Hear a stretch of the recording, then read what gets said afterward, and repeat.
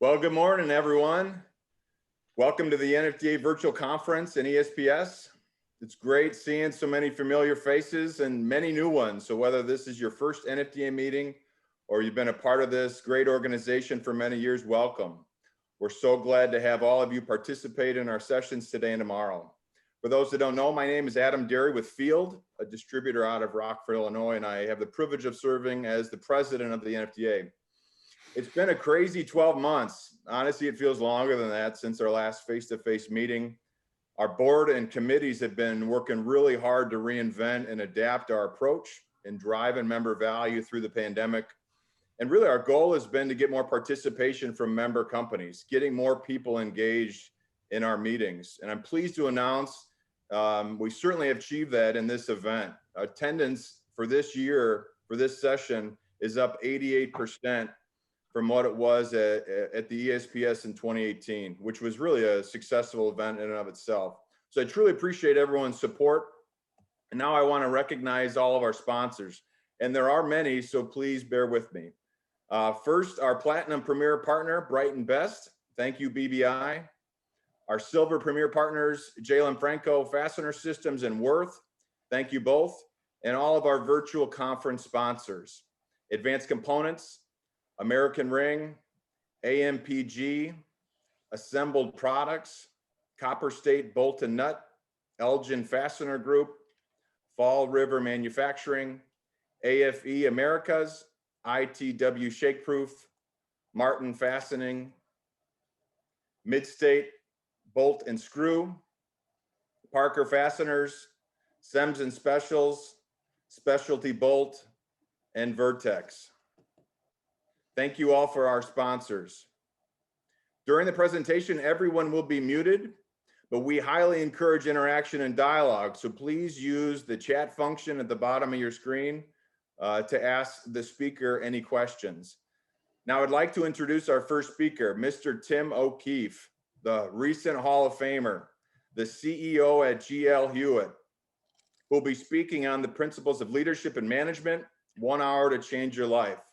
A little bit of background on Tim. So Tim grew up in Nebraska, graduated from the University of Nebraska, go Huskers, in 1983. After a brief stint in sales management at Procter & Gamble, he helped start O'Keefe and Associates, a Kansas City-based business brokerage where from 1985 to 1992, he closed more than 300 deals.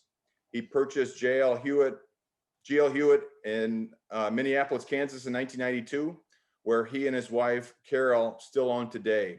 He has grown GL Huyett significantly over the years, transformed its business, and has developed a great team in the process. Tim is the associate chair of the NFDA from 2008 to 2010. Thank you for your service, Tim. And late last year was inducted into the Fastener Hall of Fame, a very well-deserved honor for he and his family. Ladies and gentlemen, I'll pass it over to Tim O'Keefe. Thanks, Adam. I appreciate it. Morning to everybody. Thought I'd just start and remind everybody that this is just the first of several sessions today. Later on today, there's an economic update, a plating and coating session, and then there's a panel session on supply chain. Finish up with roundtables. And interesting is this morning on National Public Radio's Morning Edition, Nicole Walter, who's in my professional network and is a board member of the National Association of Manufacturers, actually had an interview regarding the supply chain. So if you get a chance, it's a 3-minute listen. You might want to consider jumping on and going and taking a look at that. I know you're all expecting a Tony Robbins kind of experience here, but you're going to be disappointed because the reality is if you came here to be entertained, you came to the wrong session. The reality is one of the reasons why I think that we're going to do this is the numbers suggest that there's a thirst for training around leadership and management. And this is just some data that I pulled off the web. 98% of managers feel they need to have more training. 58% of managers state that they have had no management training at all. And more interestingly is the SHRM, Society of Human Resources Management. They did a survey and 84% of workers say that their poorly trained managers create a lot of work and stress. So The subject matter is going to be pretty dry. We're going to cover a lot. Really, one of my goals today is to provide you a toolbox from which you can extract tools after this meeting. I don't really think you're going to learn a lot today. I think what you're going to do is learn more about, what the opportunities are for your own continuing professional development. I also want to try to stimulate self-reflection and self-awareness, if I can, in you all, and then try to inspire a call to action. As Adam noted, we're trying to encourage audience participation. I have the chat feature displayed on my desktop, and if any of you want to ask any questions, I'll make a point to repeat the question to the group and then try to make an attempt to answer it. And then I would welcome additional comments in the reply so we can try to make this as interactive as we can, given the venue that we're in right now. We're going to cover management first and then leadership. I am going to cover those relatively expeditiously. And keep in mind that this slide deck is available at the NFDA website following today. And so I would encourage you to round back and use it as a future resource because we could cover one of these in a whole semester or more in school. So it's going to go pretty rapidly. And then I'm going to end it by talking about a special secret sauce that you can use to fortify and enrich your leadership and management experience. So with that in mind, I'm going to go ahead and get into the principles of management first.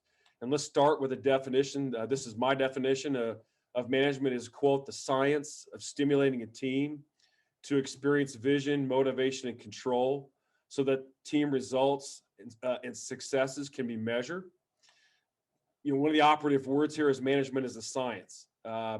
It's taught in schools. I think in large part, people can be effective managers if they embed themselves and beholden themselves to the science. And there are ways to learn the science of management. And when you look at the science of management itself, there's really 4 areas that are embedded in this definition that are important. One is the team. The second is what is the vision, the motivation, and the control. And think of it as asking, who are we going to do it with? What are we trying to do? Why are we doing it? And then can we control the actions of the participants to try to achieve an outcome? And the big thing is to make sure that those results are measured. Now, in order to understand where management theory is at, I'm just going to take a couple minutes here and review the academic history of management. And that really starts all the way back to the 5th century BC with the warrior named Sun Tzu, who wrote a philosophical book that's been translated many, many times over.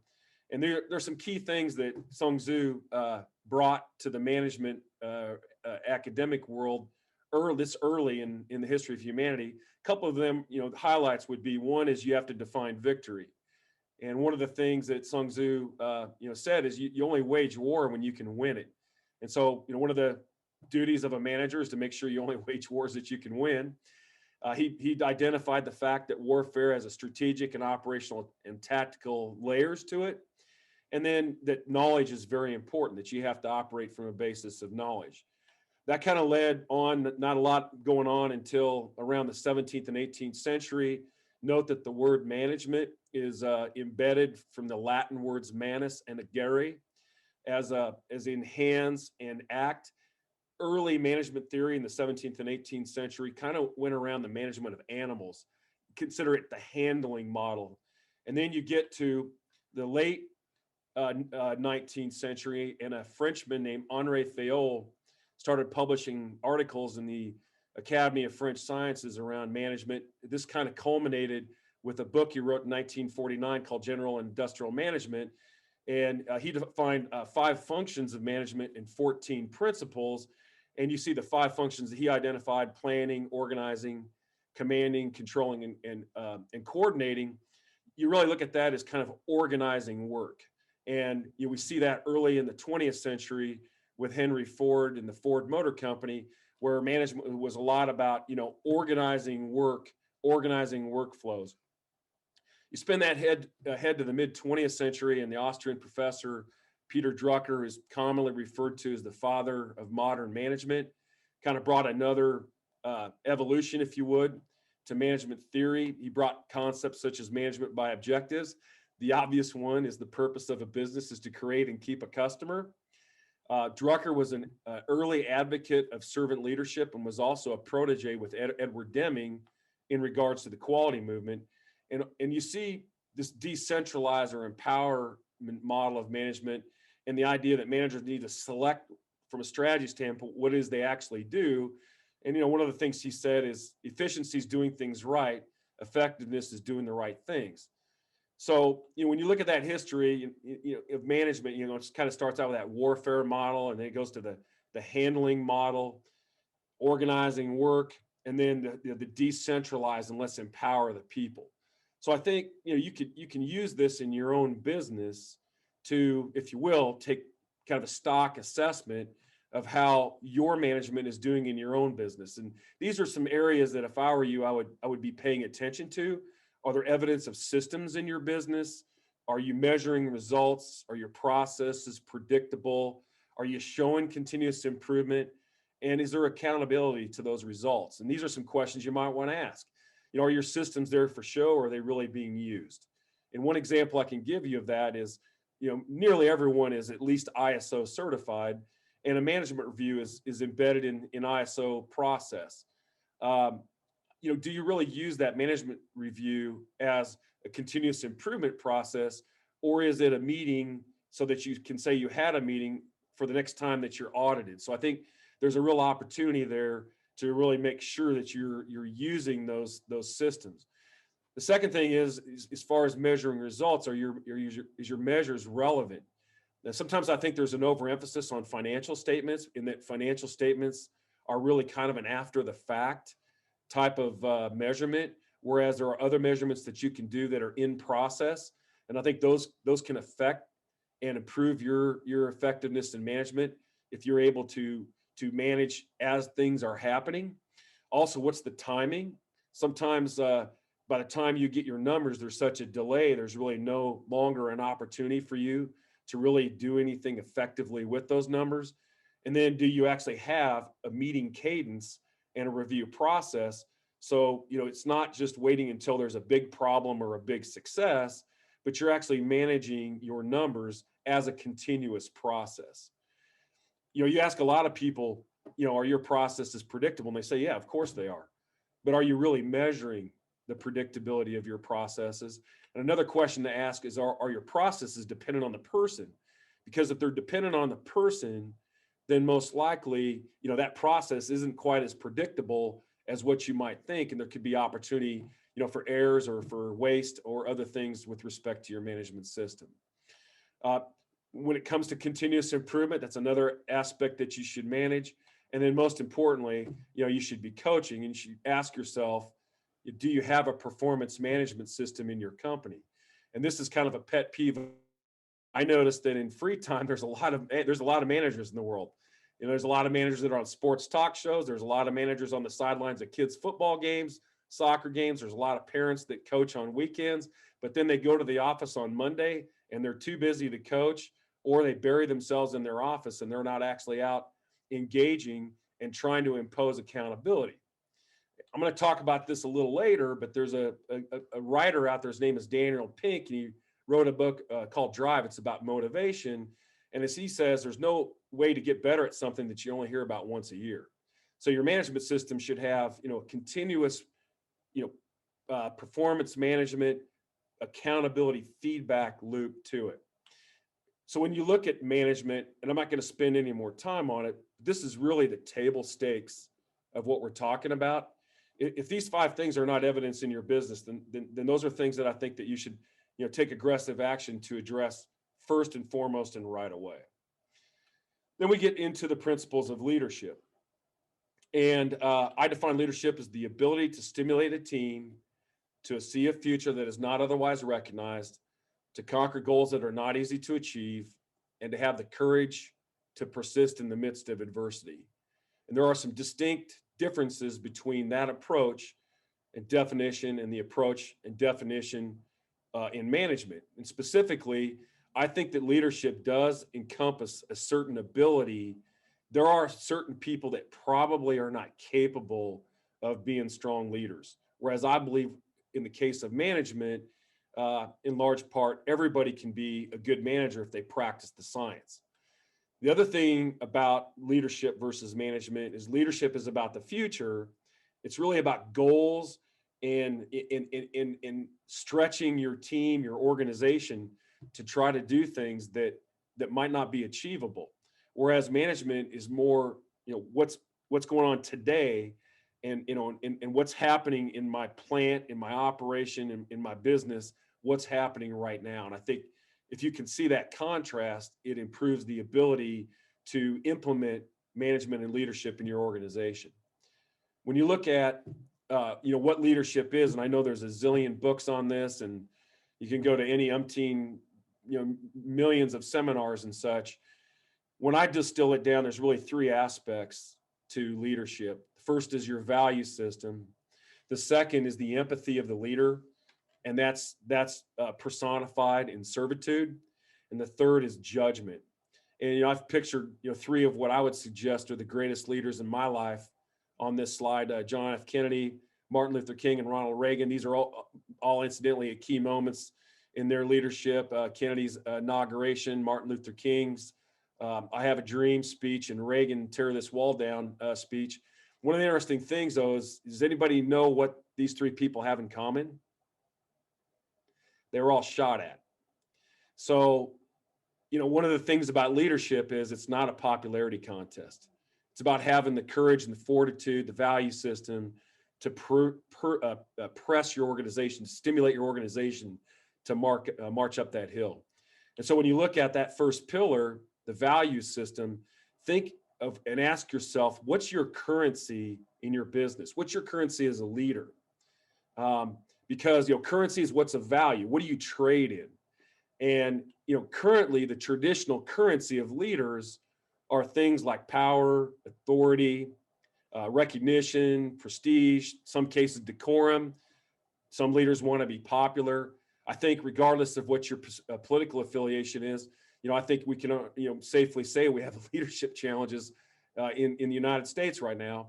And really the more valuable currency are things like honesty, integrity, competence, personal vulnerability. Do you make yourself vulnerable as a leader? Are you an influencer? And is it really about serving the team and the people that you're responsible for, as opposed to having power over those teams? So, the first pillar of leadership is that value system.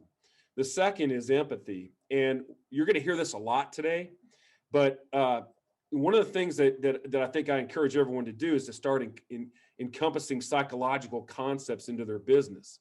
People are humans, and there's a psychological dynamic to being part of the existence in your organization. And so I think it's important that the leader studies elements such as motivation and communication. Empathy and compassion are really a function of your value system, but they certainly need to be practiced. I would encourage, for additional information on this particular topic, to read the book The Servant by James Hunter. A very good book. Everyone knows about Simon Sinek. As he says, great leaders don't see themselves as great, they see themselves as human. So I think it's very important that you have the human touch. And when we help ourselves, we find moments of happiness, but if you help others, it's really all about lasting fulfillment. And those of you that have had success as leaders, I would offer that you probably garnered and gained more satisfaction from what you saw in the people that benefited from your leadership as opposed to yourself. Another interesting thing I note is I always wondered, like, who the hell is Simon Sinek? And his college degree was in cultural anthropology.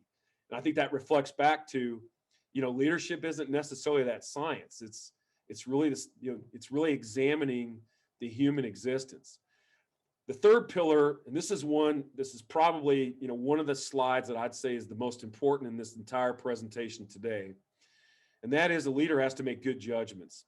And I read this article back in 2007, and I still carry it with me. I still use it at least weekly in my own leadership. And this is an article in the Harvard Business Review, written by Noel Tichy and Warren Bennis. And is all about making judgment calls. And what these professors did is they studied successful leaders and non-successful leaders and tried to compare, what was the differences. And as they note, a leader's most important role in any organization is making good judgments. And if you notice, the subtitle of this article is the ultimate act of leadership. So, they describe, judgment as really being the ultimate, journey, if you will, skill that a leader has to make. As they note, when leaders show good judgment, little else matters. But when they show poor judgment, nothing else matters. And the other thing about judgments is the timing. It's not just that you make the judgment, but it's when you make it. And sometimes timing can be everything. And so in the study, they noted two aspects to basically having good judgment. The first is that as a leader, good judgment is going to be most effective in three domains: making judgments about people, making judgments about strategy, and making judgments if you're in crisis. And I'm sure it's of no question to anybody on this call, come pandemic last March, April, there were a lot of decisions a lot of you and a lot of us had to make in a time of crisis, and those are the times that make the difference to get, you and your organizations through that. And then the second thing is the professors found that judgment arises out of a process. So it's not luck, so it's not skill, but there's a process to it. And they define that process in the article. This is a laminated card that we print at GL Huyett. And I would note that if any of you want this card, just message me on LinkedIn or email me. It's tokeefe@huyett.com. But we use this card as a teaching tool in our company. And what this card does is it shows the flow, if you will, the workflow of making a good judgment. And the blue across the top are the processes and patterns that good leaders make. And across the bottom are the processes that bad leaders make. And you see there's a preparation phase, a call phase, an execution phase. And I'm not going to get into the nitty gritty of this, but when you study this, there is a clear differentiation of good leadership and making good judgments versus bad leadership and making bad judgments. And so a study of what it takes to be and make good judgments will support your own leadership development. So, in summary, we have these three pillars. We're now here in short time. I'm going to show how to bolt these together. Does anybody have any questions about leadership or management so far? Okay. So now we're going to kind of go through how to apply this, and then we're going to talk about the secret sauce. So we can all agree that, we all want to be successful in our organizations, and, management is really what your current reality is. So if you're going to take care of management, you're talking about currency. If you're talking about leadership, you're talking about future state.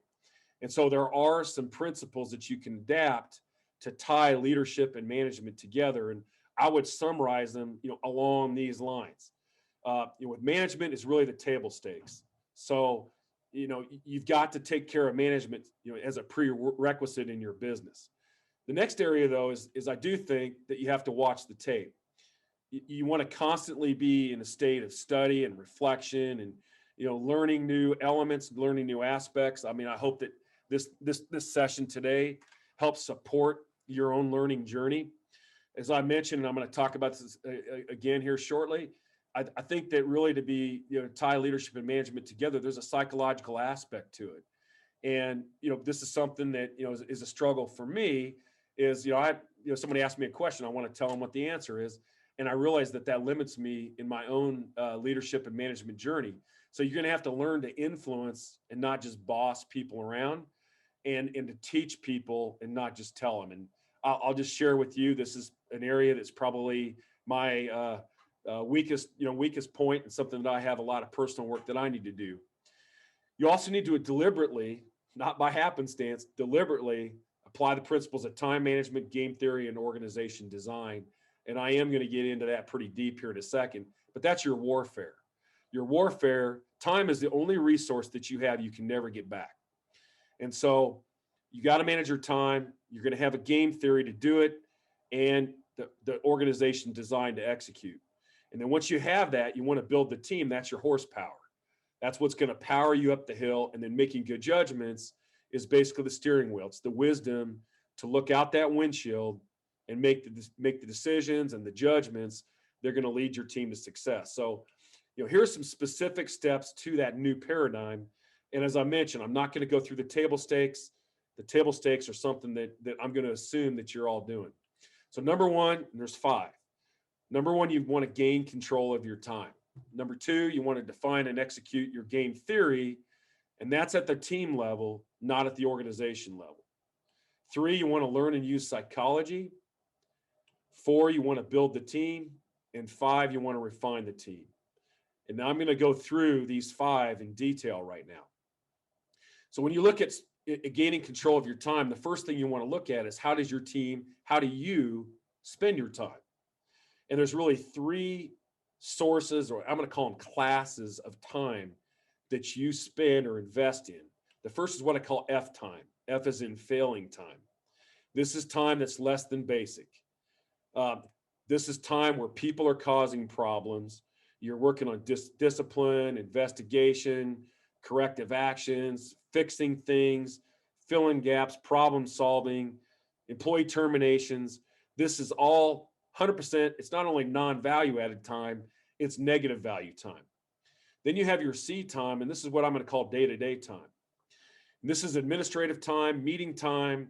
You've got a certain amount of compliance that you have to put in a business. There are a necessary level of staff meetings, trade associations being involved in your trade and giving back, coaching opportunities, recruiting.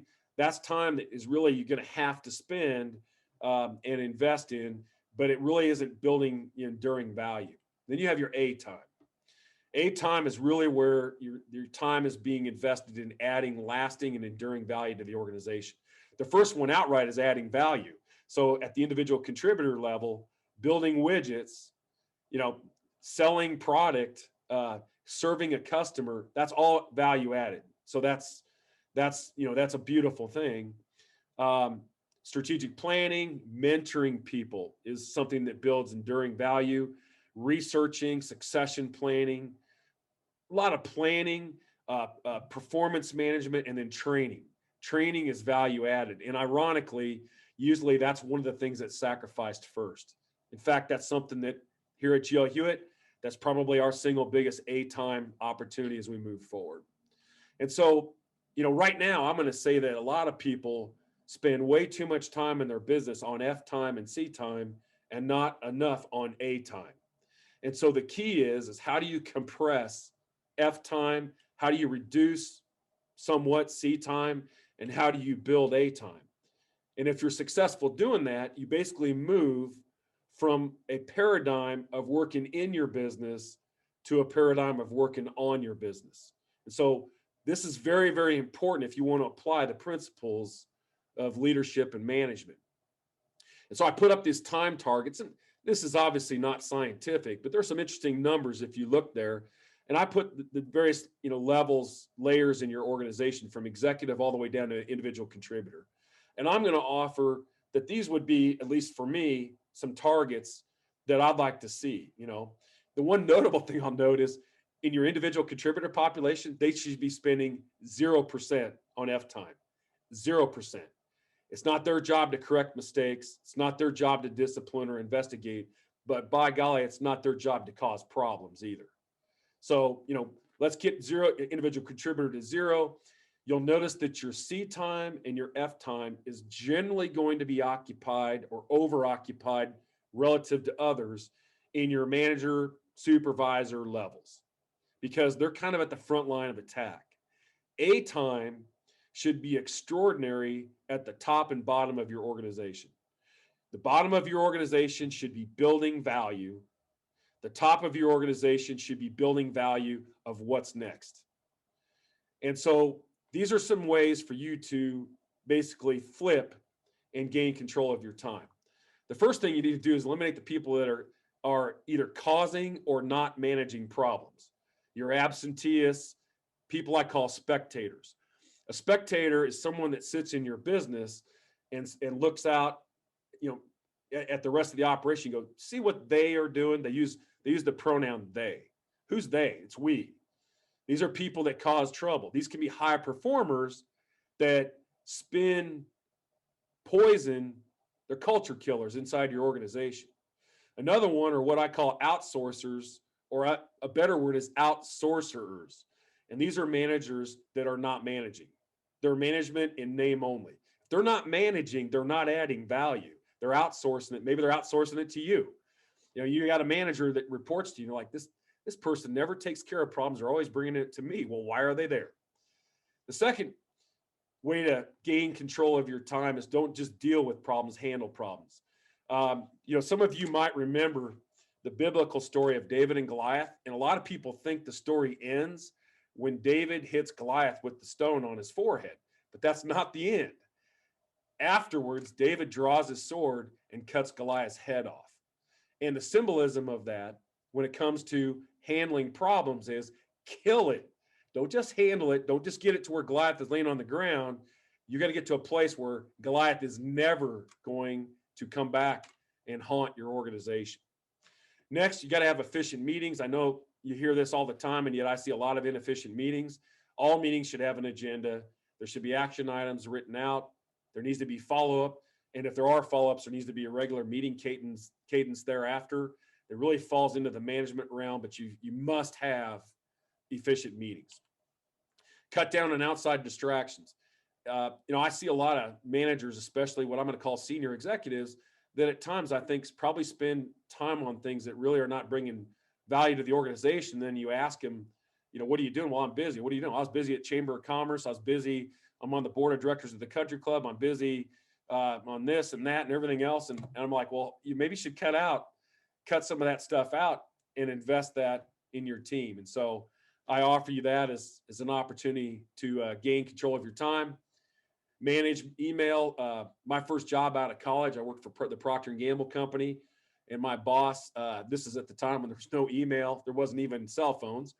And he said, Tim, whatever you do, the Procter & Gamble company, I was in field sales, they will send you more paper than the world's ever known. He said, if you don't get a handle on it from day one, you'll wake up, you won't be able to park your cars in your garage because it'll be full of paper. And so he said, handle each piece of paper once.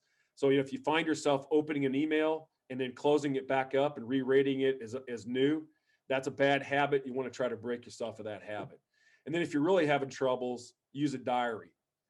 Or if you have a manager that reports to you that's having trouble gaining control of their time, have them keep a diary and coach them.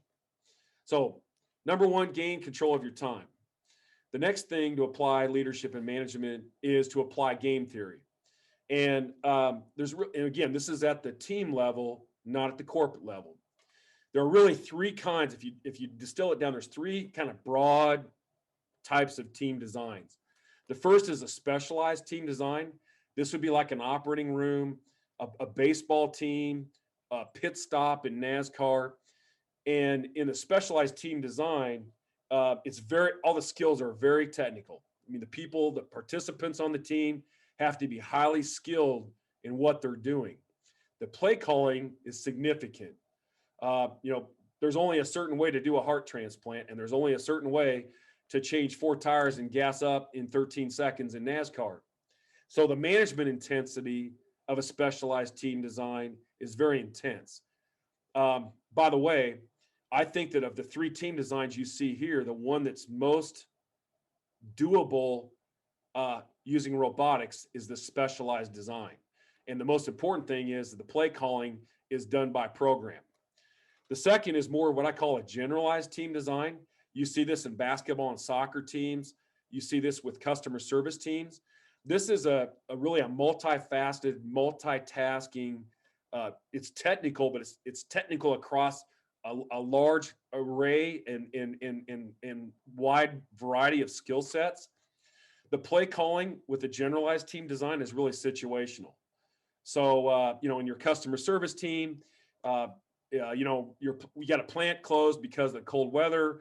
You're going to have calls from customers, for example, and you got to kind of switch up. And the play call is, hey, let's protect ourselves from this interruption. Those of you that on the distributor side, you'll have a new account that you take on, and so your customer service function may have to circle around, learning all the parts and launching that new account. So the play calling is situational. The management intensity is more strategic. Strategically, we want our field sales team to do this. Strategically, we want our customer service team to do that. And then there's a hybrid, which is a little bit of both. And that's going to be more like a football team or a cellular manufacturing arrangement in manufacturing. And in this case, the skills are very specialized, but they're more multifaceted. The play calling is moderate. So, there's a strategic element to it, but when you run these kind of jobs in the cells, here's how we're going to do it. The management intensity is more tactical. These are the standards of production, for example. These are the quality standards we have. So, what's important for you as a leader and a manager is to recognize, what type of team design is the right design for the team that you have at that particular time. The next step is to use psychology, and there's a zillion of these out there. These are some of the ones leading. Wonderlic is actually an intelligence assessment. We use it. It's I highly recommend it, or an intelligence thereof. In this day and age, as even Peter Drucker says, the world is full of knowledge workers, and so there is a certain minimum intelligence I think it takes for certain roles to be effective. You have the culture index. We at GL Huyett use the Sandler systems in our field sales team. You have the Gallup strengths, which I'll talk about here in a second. At the left, the 16 PF there is in the middle. That's what that's called, the 16 personality dimension, or 16 PF. Then the Hogan Development Survey, HDS, is at the right. There are an array of consultants out there. I can refer you to one if you want, but I really encourage you to start embracing the use of psychology in your management and leadership practices. And I'm just going to share one personal story. We're starting to use Clifton Strengths at GL Huyett, and this happens to be my 5 strengths. And so, I'll be honest, I was very disappointed that I have nothing in relationships. So, to be quite honest, I'm not the best relationship builder that's out there. But just to give you a sense of how you coach someone, one of the things I have to realize as a leader is I'm not into relationship building. So I have to work at it. I have to try harder than the next person. So I have to be self-aware. So when I walk into a room, I can't say, "What are we doing?" I have to say, "Adam, how was your day today? Did you have a good day? How many kids do you have? How are the twins doing?" I have to, for me, that's hard. That's a struggle. For some of you, it's probably easy. So, and then the other thing is that, if you want to trip my trigger, ask Tim what he thinks. It's probably a mistake, but, I have to be careful not to overuse that in my daily work life. So I'm just offering you to that to you as an example. Now, if you think about it for a second, if you're going to hire a salesperson and you use this system, you'd want, big influencing and relationship building. Woo, by the way, is winning over others. So if I was going to hire a salesperson, I probably would want to see competition in there, probably want to see woo. So the use of psychology, I think, is important. And as you'll hear with the secret sauce here in a bit, is becoming increasingly important. So, and then among the challenges, number 4 is to build the team. And I realize that a lot of entrepreneurs and early stage professional managers struggle with this. And these are some of those struggles. Incumbent managers have been eclipsed, but you're encumbered by the loyalty to that manager that you've grown beyond. A lot of times when you haven't done a lot of recruiting, your early recruiting efforts are done through social contacts, as opposed to the best people that might be available. I met a dude at the gym. I was at a trade show, and this guy talks well. That's limited in terms of your ability to build your team.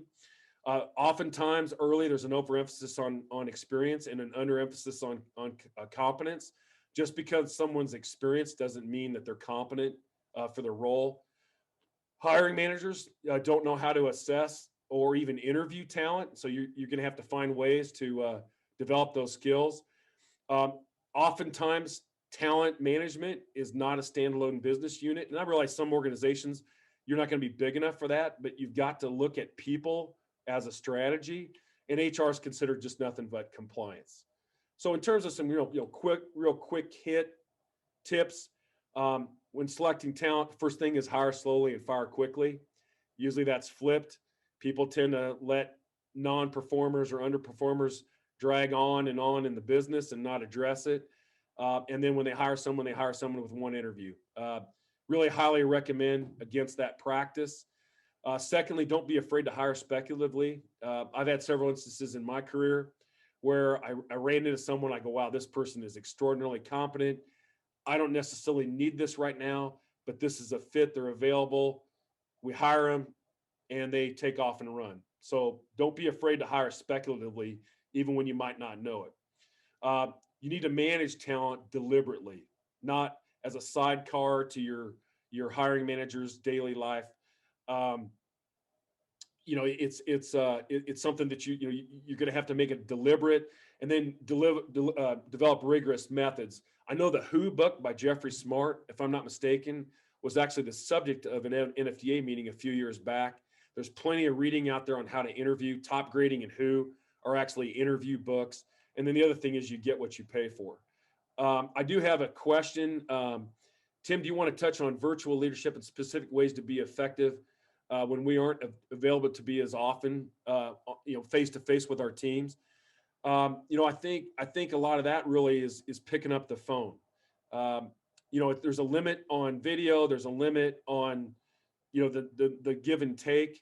I think one of the things that we've seen is there still has to be that personal touch. We've actually seen it with our sales team as well. We've really been coaching internally, and I would encourage the same, is to try to not overdo the email, not overdo the Zooms, pick up the phone. Also, if you're a leader, I think you can safely engage and meet people, especially now with the virus, waning and vaccines coming on. I think there are opportunities for a leader to have face-to-face contact, social distance in groups of 10 or less.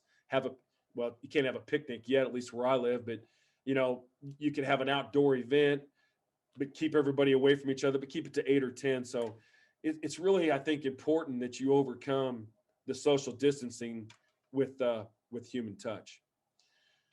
Number 5 is in refining team design. I've got one tool for you here. This is something that we use. I use this book, keep it in my office here. As you can see here, it's all dog-eared. This is a Lominger Career Architect, and Korn Ferry now owns this. But what this is Lominger did research on competencies of people in an organization, and they identified 67 competencies. This book basically goes through all those 67 competencies. A competency is a skill applied with personality, would be the best way for me to define it. This book provides coaching tips and also how to identify if a person is underusing or overusing or not skilled in that competency. And then they apply it to a career flow. So what you see is they have designated, if you will, these competencies across the individual contributor spectrum, the manager spectrum, and the executive spectrum. And we use this for professional development and personal development. And notice that if you have, if you have an individual contributor that you think is a candidate as a future manager, there are competencies that you're going to want to develop early. And as you can see here, you have command skills, conflict management. That should not be a surprise that those would be the types of competencies that you would want to develop early if you have someone, individual contributor to manager, and then likewise manager to executive. And then down here at the bottom are most likely weaknesses, or what are known as flame out factors.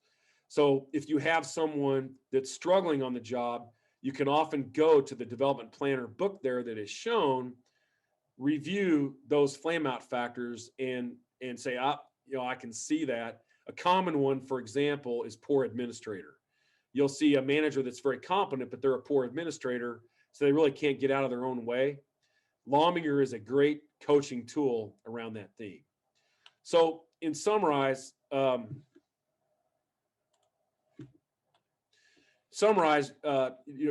leadership and management, you start with the table stakes, and you have these 5 steps, but really there's still something missing. And what's missing is that secret sauce. And as you look at the evolution of management theory, there's another, if you will, paradigm that you're starting to see in management and leadership theory, and it's what I call the secret sauce. Now, before I do this, I want to say I had no conversation with Adam Derry before I did this.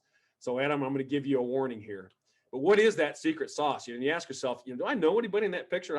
I can see at least one person I know, and you ask yourself, who are those guys? Well, I look at Field Faster, very successful business. Bill Derry is a mentor of mine. And, Field has done very, very well as a strategy around culture. And so when you look at management and leadership theory, it's no longer just about management and leadership. Culture is the secret sauce. You have to start to realize, or I guess, if you will, elevate your leadership and management. So you help people answer the question, why do I work here? Especially with millennials, why I work here is a really important question. And so, when you look at that, you have this fifth paradigm. The fifth paradigm of management theory is culture as a power. And, as a leader and a manager, you're going to want to try to help people understand, why am I here and what's my meaning in life? I think that your business can help people answer what their meaning is in life. It's beyond just the business. Just to give you a sense of definitions, this is the definition I came up with. I define culture as the instinctive and natural innate behaviors encompassing language, customs, and note this word, free expression among a group of people with a common purpose. I think the strongest cultures allow free expression, safe free expression inside their organizations. Got to hang up here. So, some people say, well, there's good culture and bad culture. What you need to realize is that culture is a function of the value system. The value system is not a function of the culture. So as you're going to hear in a minute, you got to take care of that value system if you want a good culture.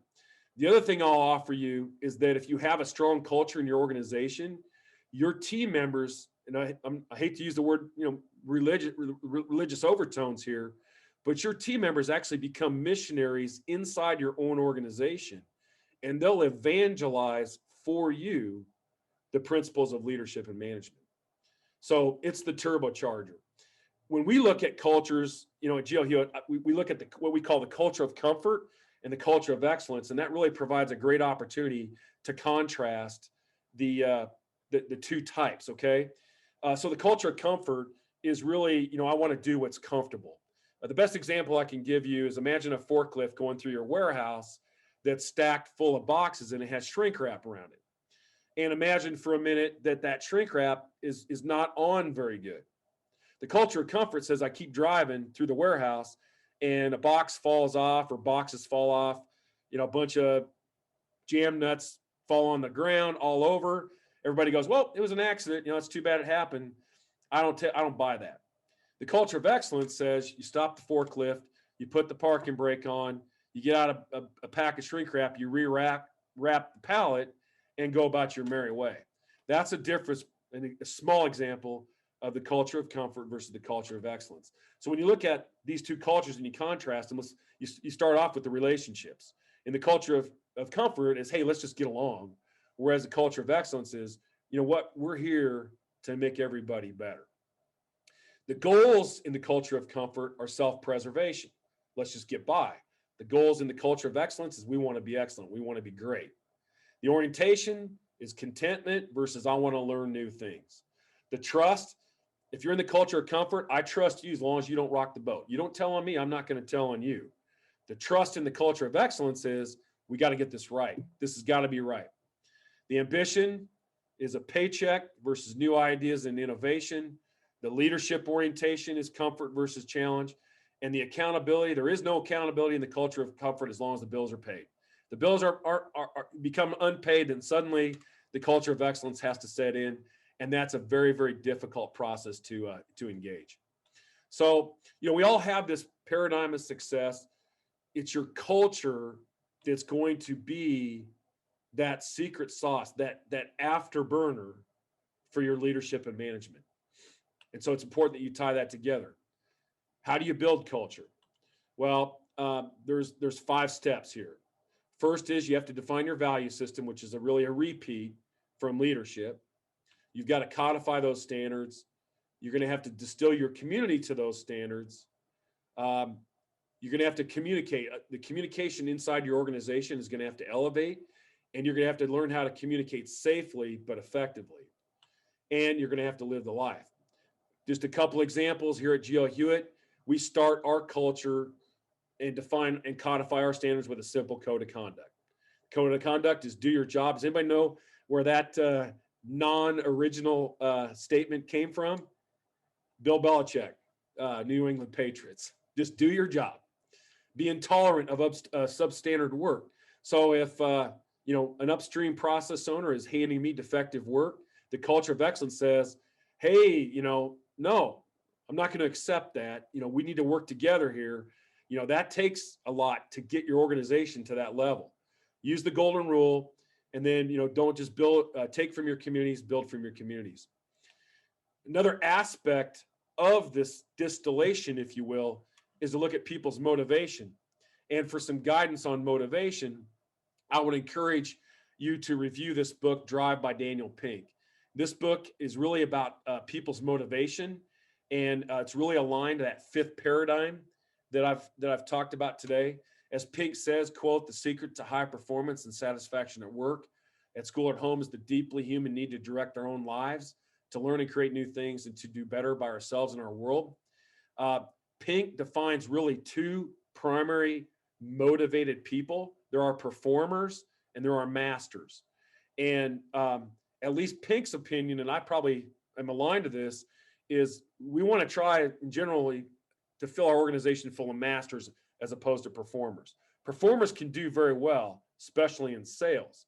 They tend to be motivated by winning. They're looking for rewards like money, but they tend not to be quite as adaptable. They're not always a great team player. It can all be kind of about me. They're very motivated by incentives. And I would say their focus is what's known as heads down. Give me the ball, let me run with it, heads down. Whereas your masters, their motivation is more about the experience and learning. It's the journey. A performer goes to college and says, give me the piece of paper. The master goes to college and says, I want to learn. The adaptability of masters and the compatibility tends to be higher.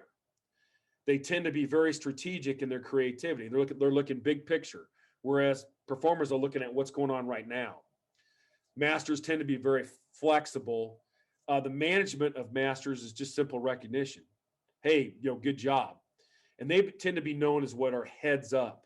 They're looking up when they're executing, whereas performers look down. So in terms of, learning how to distill your community, you want to look at, is their motivation aligned to the culture that you want to have? And this is a good resource for that. Also, once again, and this is kind of ties back to personality, but you got to learn how to communicate. The Clifton Strengths, I think, is a very good one. There's also another one out there called the Process Communication Model. It's promoted by a guy named Dr. Taby Kabler. And, these are models in terms of learning how to improve communication. I think at the end of the day, what's key on the communication is self-awareness. Kind of like I described earlier, how am I reacting to you and how are you reacting to me? And in reality, and I'll just say this, in my experiences with these tools, my marriage has improved. And it's because you learn how to communicate. And so that can be extended to the relationship that you have with your people. It's understanding what makes them tick, but also how do I communicate safely? I still am a practitioner. I still have not personified this. I'm not a real good communicator, in terms of building relationships. But what I have known is practice makes perfect, and that's something that you'll have to commit to. And then, you have to live the life. And I think if there was one way to kind of distill down how to live the life of a great culture is the book, 5 Dysfunctions of a Team by Patrick Lencioni. I'm sure a lot of you have read it. But to me, this is kind of like a code of conduct. And if you lay the value system underneath this and apply the principles of the 5 dysfunctions of a team, I think you have a really, really good start on building a culture in your company. And as you do that, you're going to march up what I call the pyramid of culture. So you're going to start with that value system and make sure that, everyone that you have on your leadership team is associated with and aligned to that value system. Then you got to get everybody's commitment. And, it's not commitment of just, verbal. It's, are you watching it daily? are they living that value system, in their lives? Once you have that commitment, then commitment leads to servitude.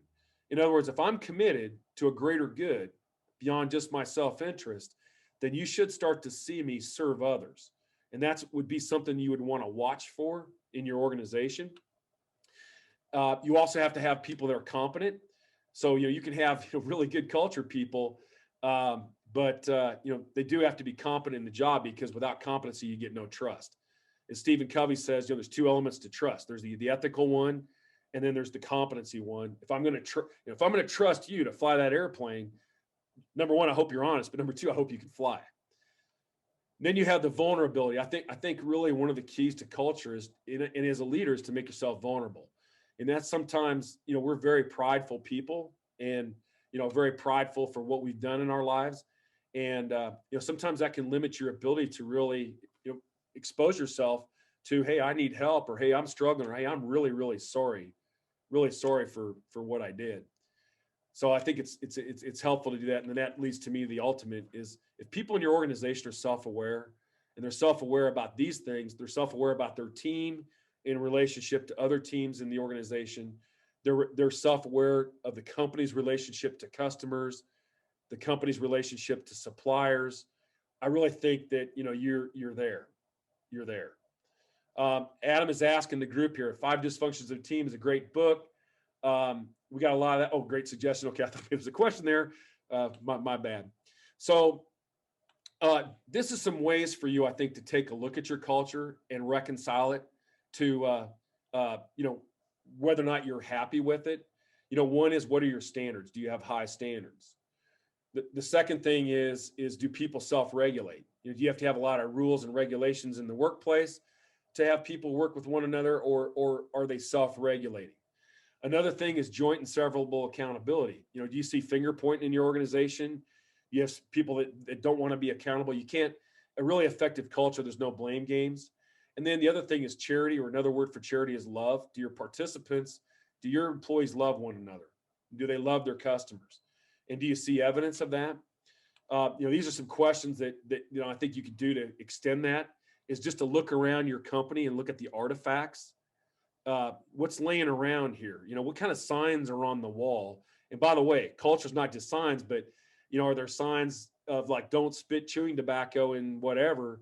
That might indicate that you don't have that self-regulation in place. How do people behave when no one else is looking?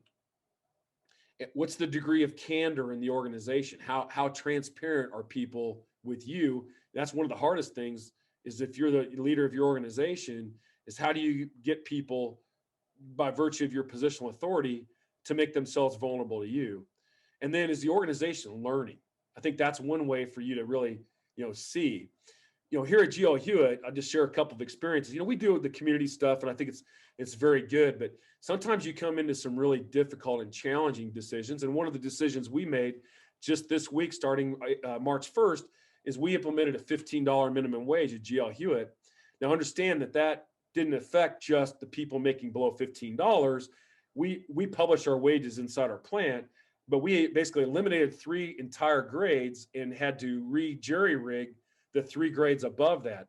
So net result, this change affected about 1/3 of our workforce. Everything from a penny an hour to, I think the highest one was $3.50 an hour. What surprised me in a great way, that I was very concerned about, is some of the people that were most happy about this change were the people that did not get an increase. And so for me, that was a small, private, personal victory, that our culture is in a good place, because instead of our coworkers that are making, let's say, $17.10 an hour being pissed off because they didn't get an increase in pay, they're happy for their brothers and sisters that benefited from this. And so it's been a big move, and was very good for us. So, so when you look at these layers, you have that first layer of management, and again, that's kind of the table stakes. Then you lay on the leadership layer. It's about those 3 pillars. You want to try to take accounting for that. Then you want to execute. The big things to execute is gaining control of your time, refining and executing your game theory at the team level, using psychology to select and refine your team. And then it kind of ends at the top with culture. So, when you look at this, management really is what you must do. Leadership is what you need to do. Culture is what you should do. So, I hope this helps. I heard this just in the last couple of days. I love this. When you walk away from this meeting today, spin the telescope. In other words, instead of looking at what's going on in your business, take a moment and look at what's going on inside you. Spin that telescope around and look at yourself and ask yourself, are you ready to commit? And if you are, I certainly wish you well in your journey. So does anybody have any questions? And I realize this is going to be via chat, so it's a little bit inefficient, but we'll do our best here. Does anyone have any questions they want to ask me? Got a question here. I'm going to try to read this.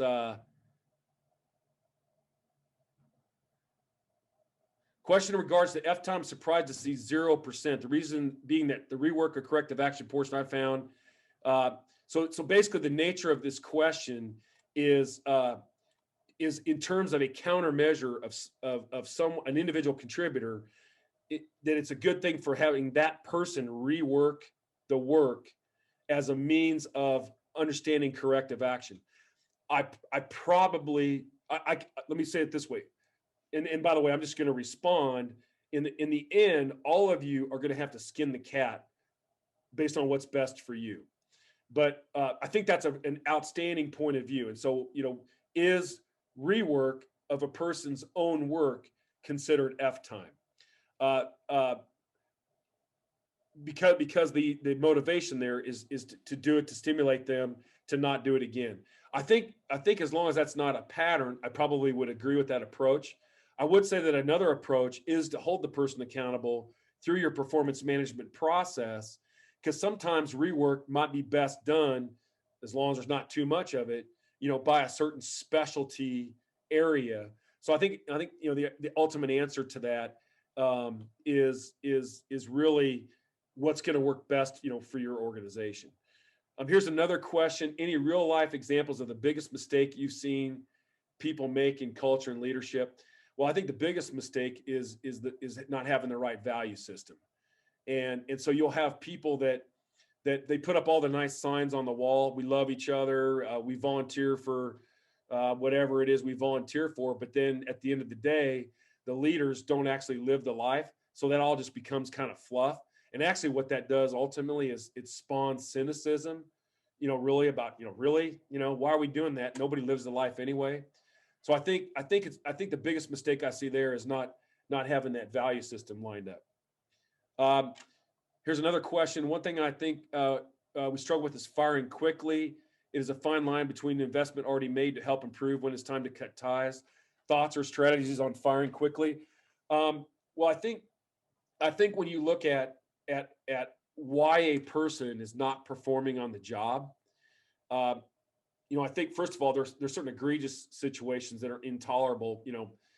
Sexual harassment, whatever the chocolate no-nos are. But in terms of just performance, I think what's important to look at is why. Is it their attitude? Is it their orientation? Is it a training aspect? I think if it's attitude or orientation, that probably is fatal.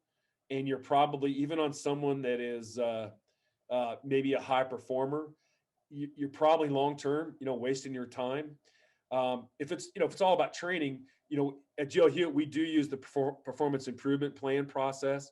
And we really do try to make that what it really states is a real performance improvement plan, as opposed to walking the plank.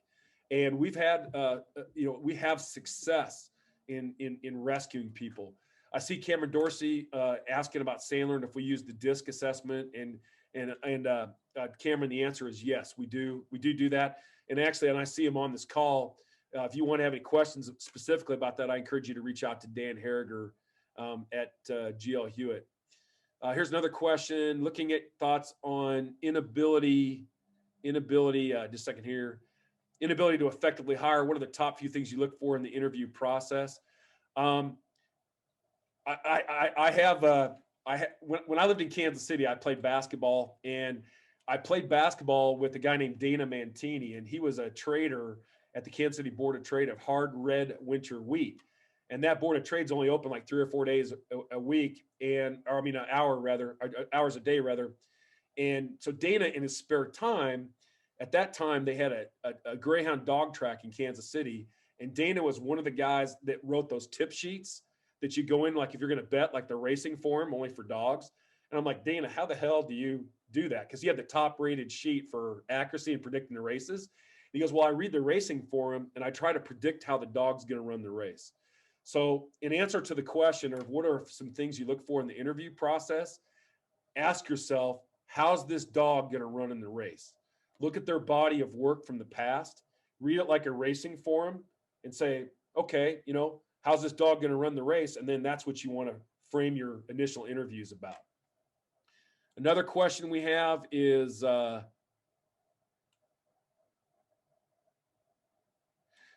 advice to new, younger or new leaders. I think the number one thing in it would be to invest yourself in learning.